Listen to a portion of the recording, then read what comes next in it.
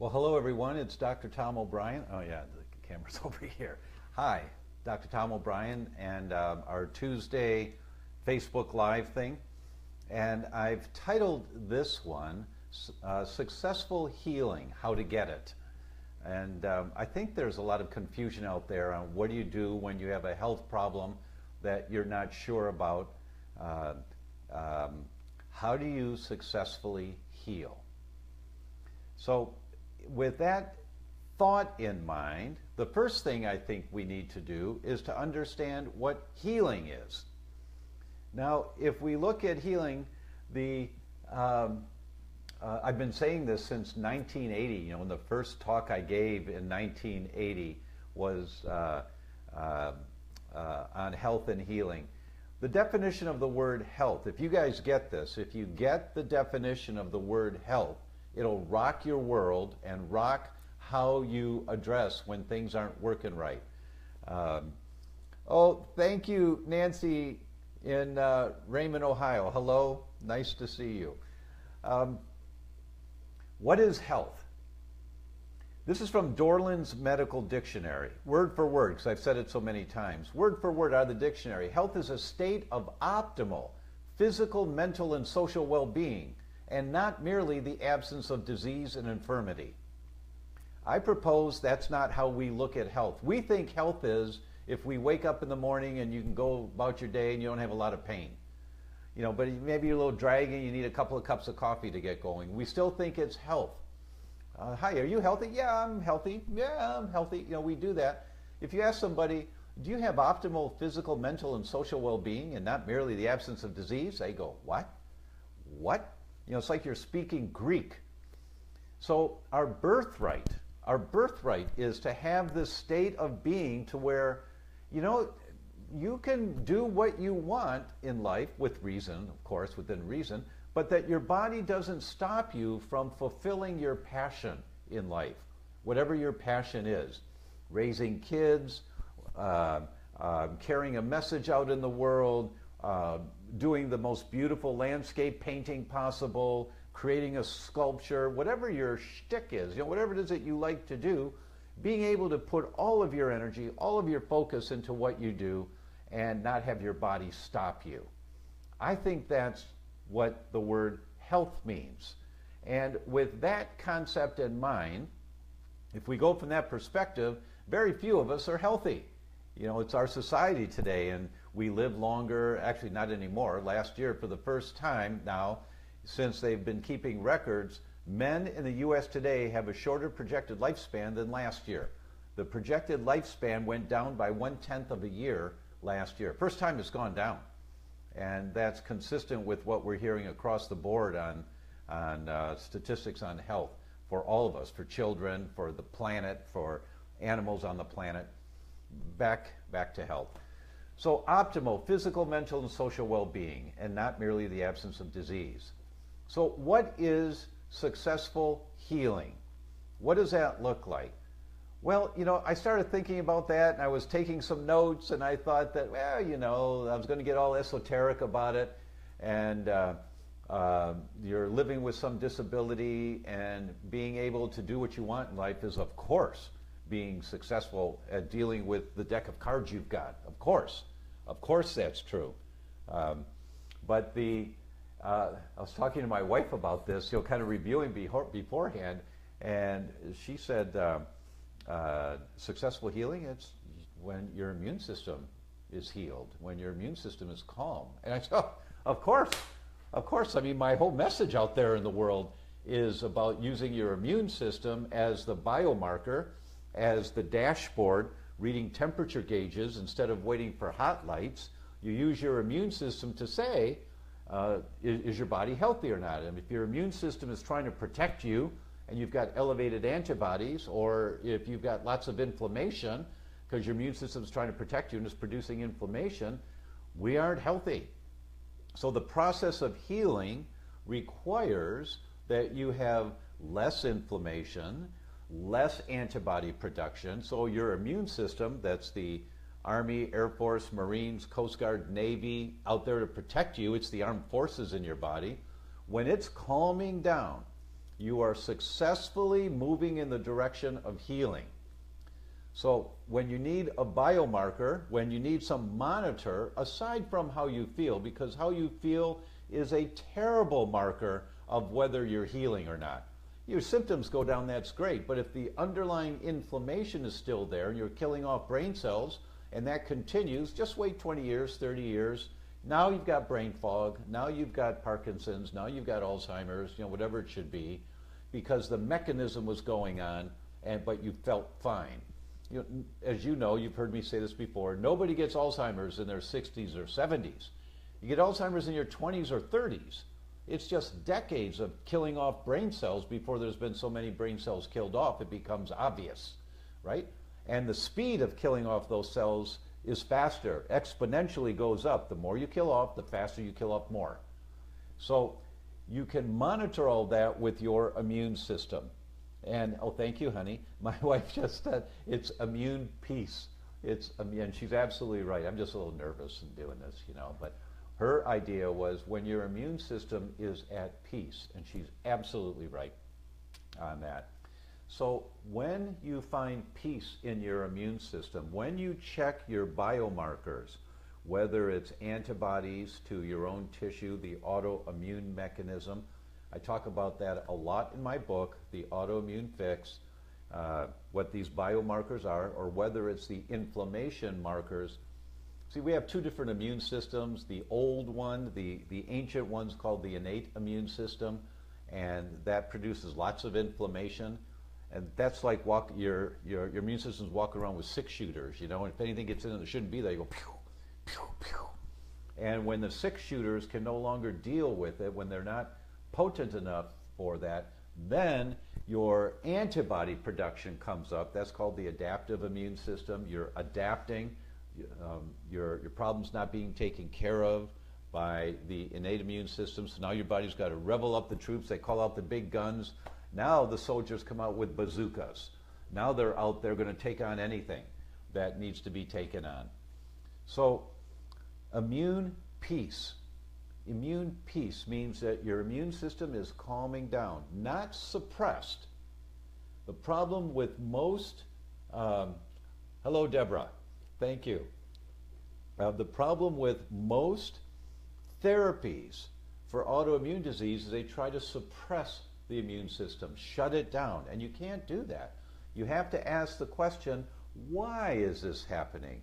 Why is these antibodies there? And when you identify why they're there and you address the why, then your immune system calms down. Then you find immune peace. And that's what this book, I'm going to do a little plug here for a moment. That's what this book is about, the Autoimmune Fix, so that it's on Amazon.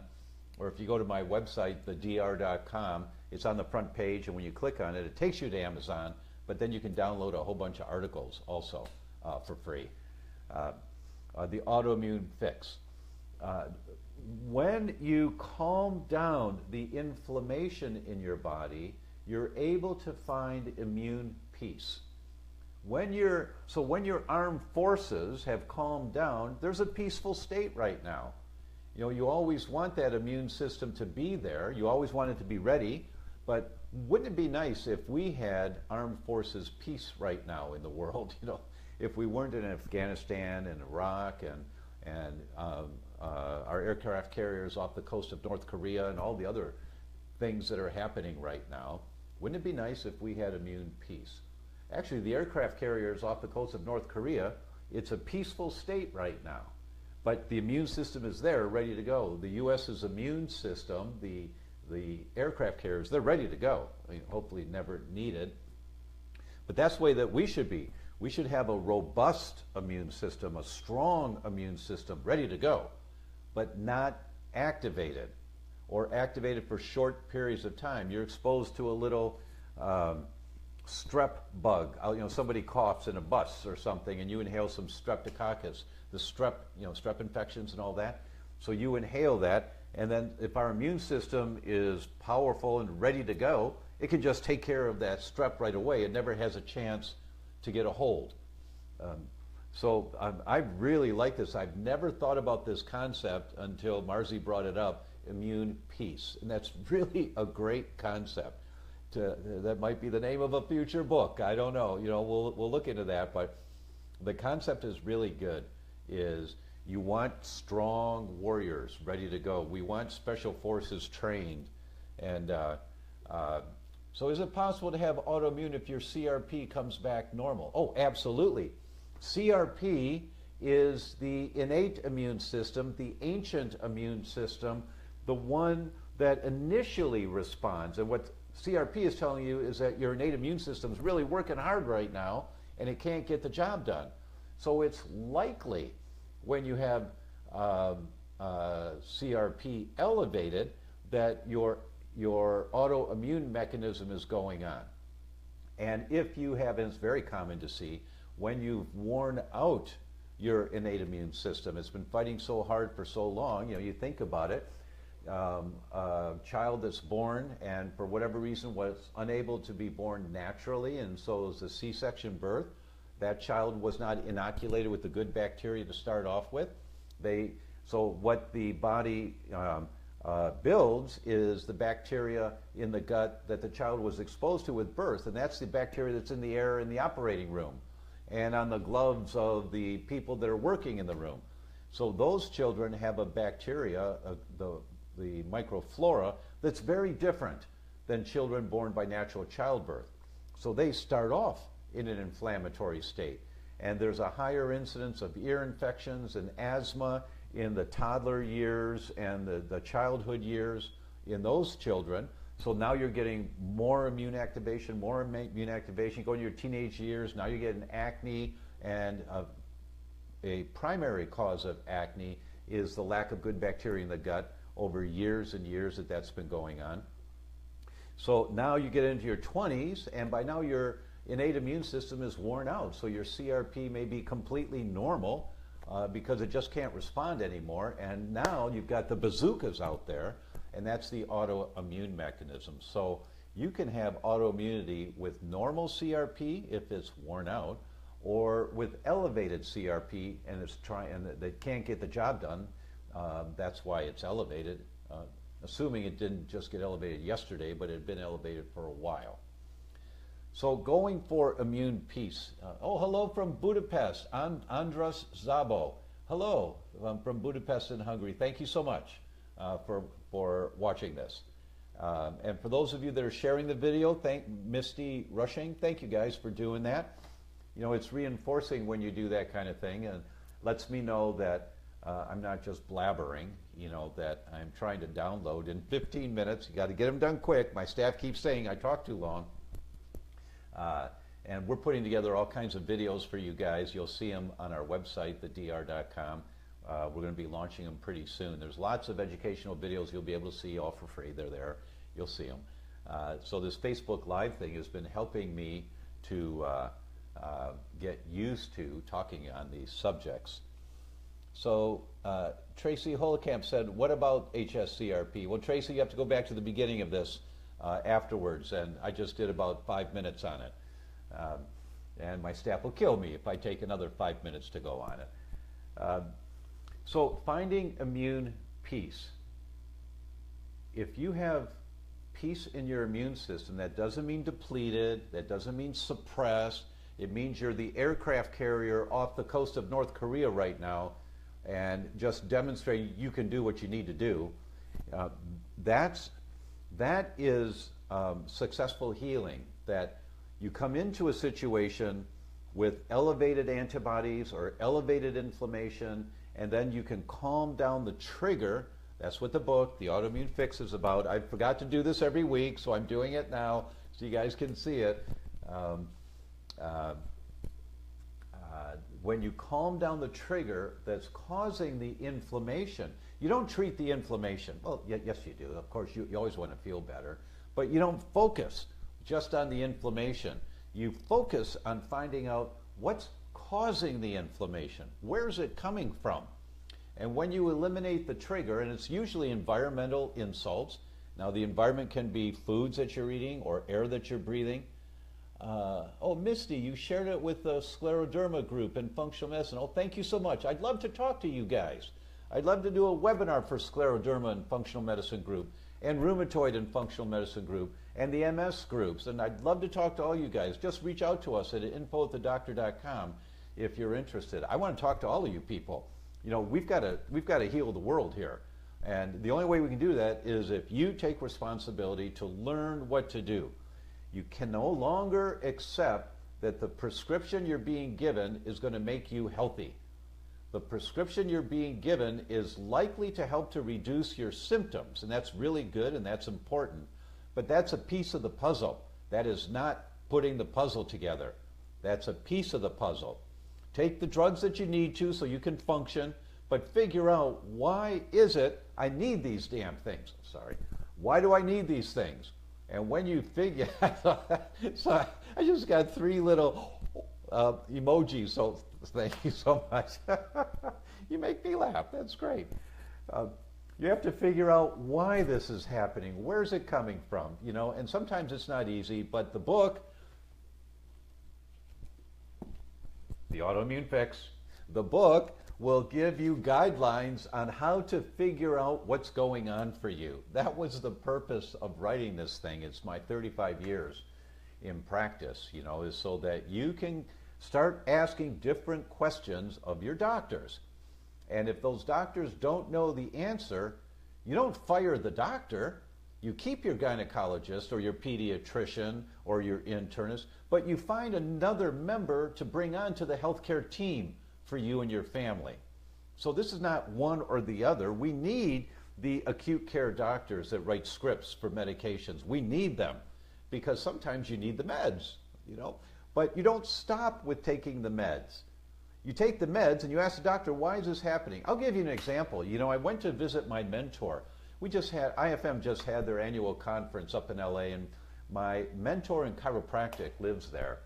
And I went to visit him, and he just got a diagnosis of a nasty autoimmune disease. Nasty. 6 months ago, he was just fine, completely fine. And all of a sudden it came on. And he asked his doctor, and it's a type of autoimmune disease that's considered a cancer. So the oncologist that he was referred to is an expert in this, and he gave him some meds, and they're working really well, but they're oncology meds. And he asked, why is this happening? He says, well, a gene of yours mutated. It's a mutated gene. And he said, oh, okay. And he just accepted that because, you know, he hasn't read my book. I mean, he's my mentor in one field, but he hasn't read the book here. So of course the genes mutate. That's what happens when you activate a gene and get a disease. The gene gets activated. And now, whatever that gene is that you're carrying gets activated, here comes the disease. Whether it's a BRCA gene and it mutates to start causing breast cancer, or it's an Alzheimer's gene and it mutates to start killing off your brain cells for Alzheimer's, of course it does. But that's just technical gobbledygook. The question is, why is the gene mutating? You guys get this? Why is it mutating? And when you can answer, and you start researching to find out, and when you put your attention on it, you'll find out. Ellen Cawthorn, oh, functional medicine coach, you love sharing your book with my clients. Thank you, Ellen. Thank you so much. That's really nice to hear. Thank you. So you ask why. Why is this happening to me? Why did my gene mutate and cause this autoimmune disease that has to be treated like a cancer? And it's environmental triggers. There's something in the environment, whether it's on the end of your fork, which is out there in the world, so that's the environment. Your food is an environment before it goes down the tube to be in your stomach, or whether it's the air you're breathing, or whether it's the shampoo you're using, or whether it's the formaldehyde in the press board of the kitchen cabinets that leaks out into the air and you're breathing formaldehyde, or whether it's the arsenic in the wood of the wood deck outside. If your wood deck was built before 1985, I think it was that wood was dipped in CCA. CCA is 50% arsenic. And so that wood outgasses arsenic forever.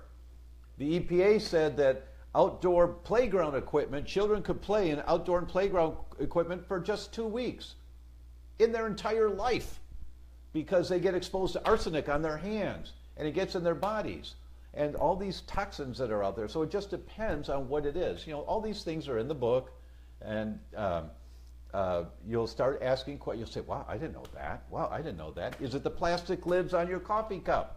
Is it the saran wrap on the leftovers from yesterday that's leaking chemicals into the food that these plastics have?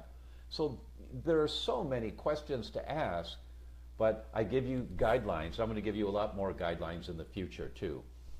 So successful healing. What's successful healing? Successful healing is taking a step back, recognizing that your immune system's been activated, asking the questions, why is my immune system activated?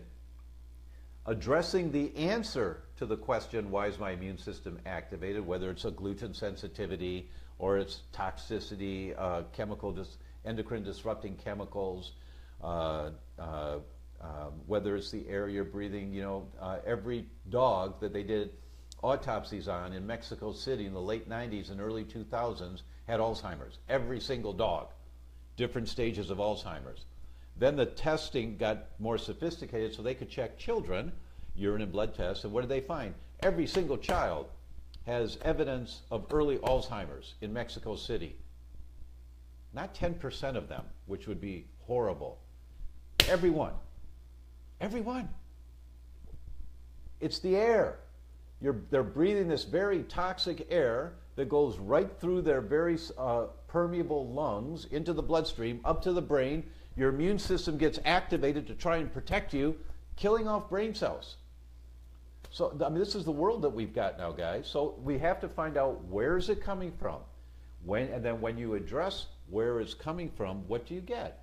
When you go back and recheck in 6 months or a year, you have to recheck.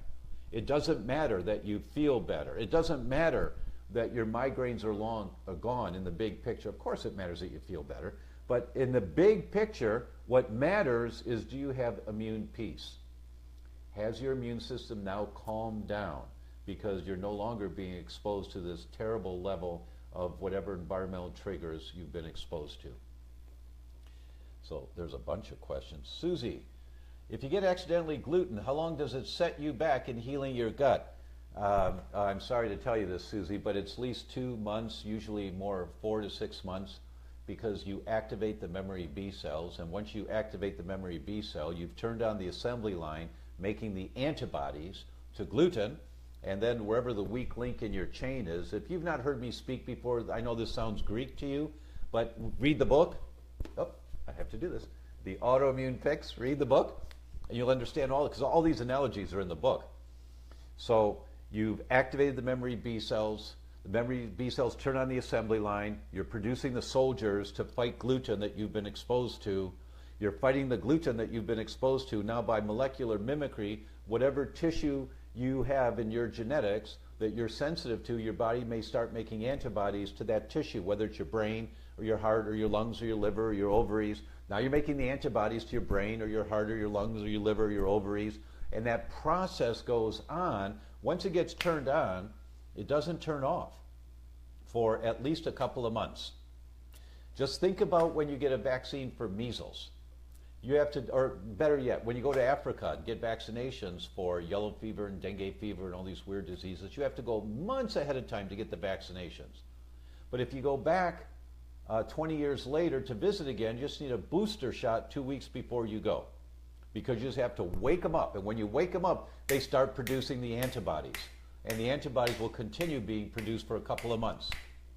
That's what a booster shot does. Well, when you've been accidentally gluten, it's like you got a booster shot, unintentional. You got a booster shot. Now there's a whole protocol of how do you reduce all that, how you calm down that inflammation. I can't go into it here. It's on my website. You'll find it. And I need to wrap this up now because I'm going on and on and on. And so I just want to say thank you all so much. Thank you for watching. Thank you for attending. And I will see you again next week. Thank you.